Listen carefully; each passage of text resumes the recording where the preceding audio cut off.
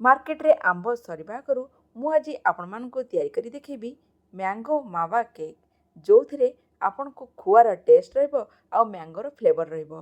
खाइबाकू एते टेस्ट लागिबो जे गोटिए पीस भी आपन पाखरे बंचिबनी। समस्ते खाइ नेबे देखिबे टेस्ट एते बढ़िया लागिबो। सबुठु बड़ कथा कन जानती आकु मो बेक करछि कड़ाई रे। एथिपई कोनोसी ओटीजी किंबा माइक्रोवेव रा आवश्यकता नाही। सेही टेस्ट रे कोनोसी भी फरक लागिबनी, टेक्सचर रे कोनोसी भी फरक देखिबेनी।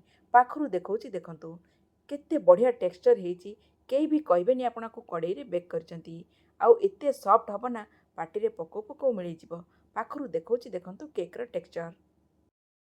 मु ग्यारंटी दे कहछि थरे जदि आपण एमती मावा आंब केक तयारी करिवे गोटे बे पीस थाली रे रहबनी। एते टेस्ट लागिबो। जदि वीडियोटी भल लागिबो तेबे वीडियोटी को निश्चिंत भाव में लाइक करदेबे। अन्य मानक साथ शेयर करिया को भूलिबे नहीं। तेबे चलंतु वीडियोटी स्टार्ट करिबा। आंबर केक तयारी करिया पई मु एठी 3टा छोट छोट आंब नीची आ मिठा आंब नीची। आपण जदि बड़ साइज रा आंब नेबे ताले गोटे आंब नेले भी चलिबो। आंबर को भल भाव देखंतु धोईकी मु काटी नेली। काटिला परे आंबर जो पल्प अछि ताको एमती स्पून ने बाहर करनबा।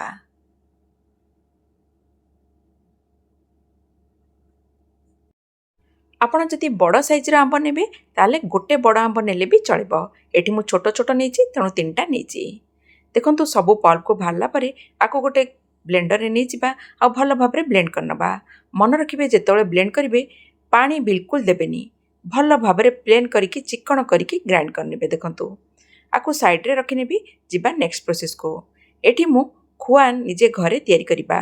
एठी खुआ तयारी करिया पई गोटे बड़ चामच घियो नेली। सेथिरे 4 बड़ चामच क्षीर पके नेली। गैस रा फ्लेम को बंद कर दबा। सेथिरे पके देली 1/4 cup milk powder. Milk powder आपन को कोनोसी ब्रांड रो भी नै परिबे। मार्केट रे इजीली मिली जिवो।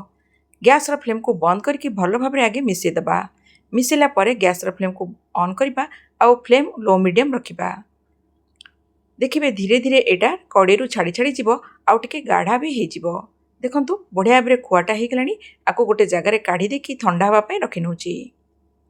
ता भितरे चलंतु केक रा टीन को रेडी करनबा। एठी केक रा टीन रे गोटे बटर पेपर लगे दीची। बटर पेपर नथिले खाली तेल मार देबे। ता देरे टिके मैदा डस्टिंग करनेबे। एटा को साइड रे रखि देली। जेहेतु मु कड़े रे करिबी कड़े को आगरु प्रीहीट हवा पई रखि नेली। कड़े रे गोटे स्टैंड रखिची कवर करके 10 मिनिट पई प्रीहीट हवा को रखि देची। एठी खुआटा को देखंतु भल भाव रे हाथ रे मैक्स करके एमती मिसै नउची। मिसला परे जो आंबटा को आमे ब्लेंड करके रखिथिले सेटा को पके नबा। एथिरे मैदा जो गोटे कप नेची जो कप रे सेही कप रे मु आधा कप आंबर पल्प नेची। पाखा पाखी 4 बड़ चामच मु आंबर पल्प नेची। भल भाव रे खुआ संगे एमती दाबी दाबी के मिसै दियंतु। जेमती खुआटा आंबरे भल भाव रे मिक्स हे जिवो। जदि देखुचंती मिसुनी ताले आको ब्लेंडर रे नेकी भल भाव रे दीटा को मिसै की ब्लेंड कर देबे। मु एमती दाबी दाबी की भल भाव रे मिसै दोची। जदि मुंडा मुंडा रहिबो ताले केक रो टेक्सचर भी खराब हे जिवो। देखंतु बढ़िया भाव रे मु दाबी दाबी की मिसै देली। तापरे एमती व्हिस्कर रे मु भल भाव रे फेंटी दोची। जा फल रे आउ जदि मुंडा मुंडा थिबो ताले भल भाव रे मिसै जिवो।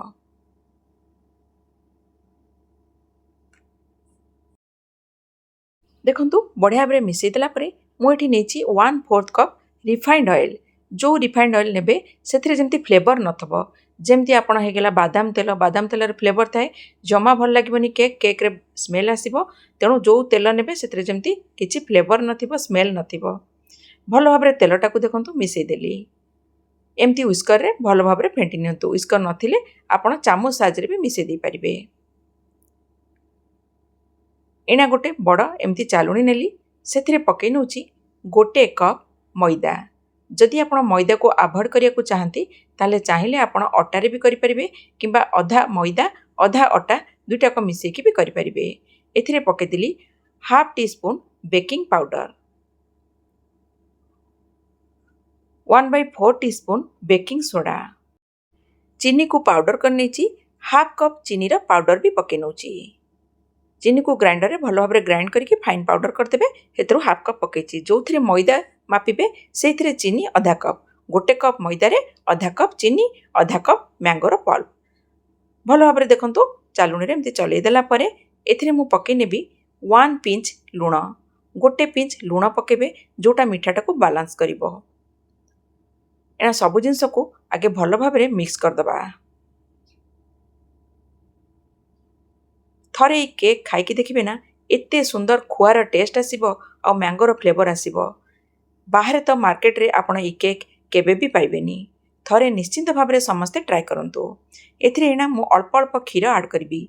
मन रखिए एका संगे आड करबानी, अल्प अल्प करके आड करबा आ भल भाव में मिसेबा।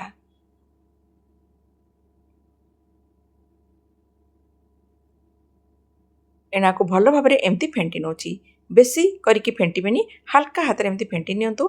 थरे क्षीरटा मिसी गला परे आमे स्पैचुला रे कट एंड फोल्ड मेथड रे मिसेबा।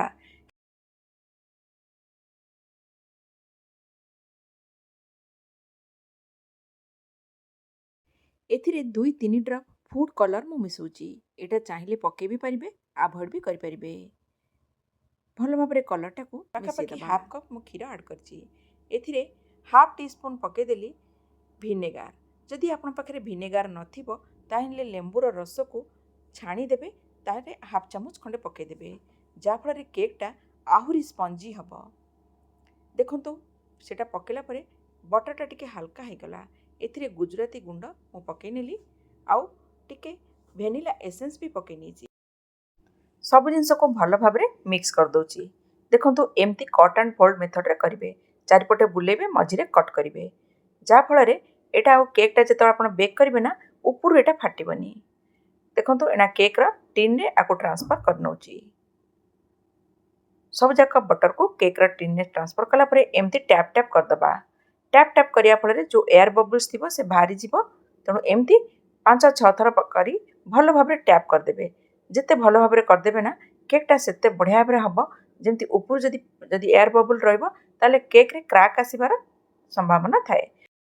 ऊपर पके दूची काजू, पिस्ता आउ आलमंड्स सब जगह छोट छोट करके काटी नहीं पके नौची। आपण पाखे जदि खाली काजू थी काजू भी पके पारे।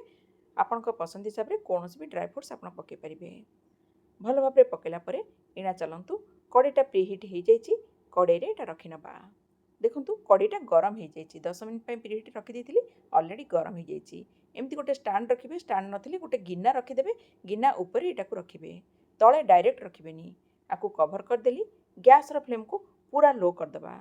गैस रो फ्लेम को पूरा लो करके 45 रु 50 मिनिट तक आम या बेक करवा। केक रो साइज, टीन रो साइज आ कड़ई रो साइज नहीं कि टिके 5-10 मिनिट एपट सेपट हो पारे। जदि मोर 45 मिनिट्स लगे आपंकर 50 मिनिट्स लग पारे कि आग 5 मिनिट भी हो जाए। मिनिमम 45-50 मिनिट्स पर आम चेक करवा। एना पाखापाखि 45 मिनिट हो गलानी। एना केकटा को मुझे चेक करुच्ची। देखो एना गोटे टूथपिक नहीं देखिली। देखो पूरा क्लीन आसला। केकटा बहुत बढ़िया भाव हो जाए। जदि एमती क्लीन आसुव टूथपिक नथले कौन छुरी साहाଯ୍य भी आप चेक करें। केक टिनटा को काढ़ी नबा आ ठंडा हवा को रखीदबा। मन रखिए ठंडा नहला पूर्व केक को केबे भी बाहर करवानी। पूरा ठंडा हवा को रखीदेली। केकटा पूरा ठंडा हो जाइए। साइड साइड रू देखो मुझे छड़े दूची। टिके टिके जोगरा लगी छड़ेला परे गोटे प्लेट नहीं जी। प्लेट उपरे ता उपरे रखिकी आपको एमती उल्टे दबा आ ऊपर टैप टैप करदबा। तापरे टिनटा को काढ़ी नबा।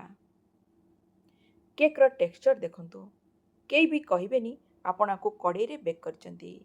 केते सुंदर भाव में आपण एमती केक बनै परिबे और पिला मानकु को दे परिबे। तबे भावंतु घरे जदि आपण केक एमती तैयारी करि परिबे से पुनी कड़ई रे, तबे काहे की तैयारी करिबेनी।